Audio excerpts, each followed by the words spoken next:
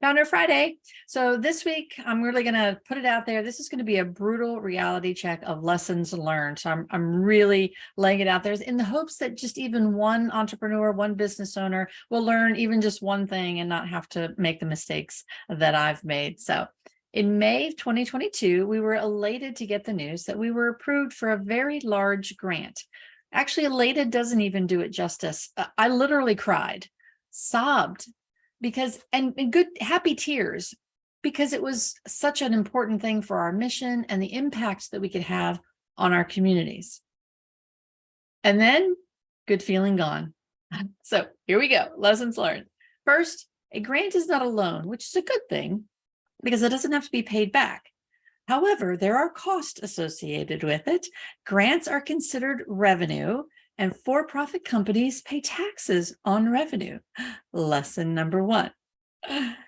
Then grants typically come with some measure of metrics or achievements that you have to fulfill as part of the grant. So be sure you fully understand what those metrics are and what you're expected to do.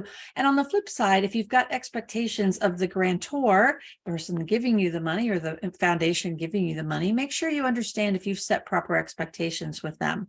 We expected something out of this that would give us additional revenue, additional growth, and that didn't happen.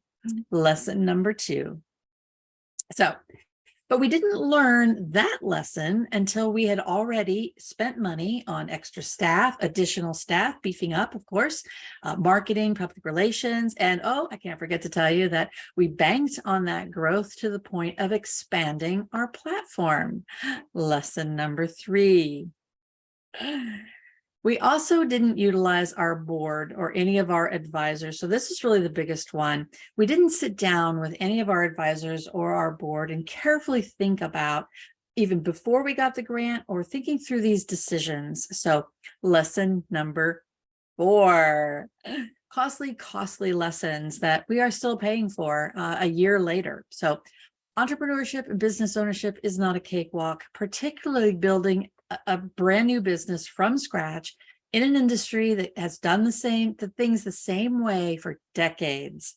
It's hard and it's painful, but of all four lessons, as I started to say, the biggest one is not involving my board or our advisors, my trusted advisors. Had I done that before we got the grant, or at least the day we got the grant, to sit down and say, what do we do with this? What do we do responsibly with this?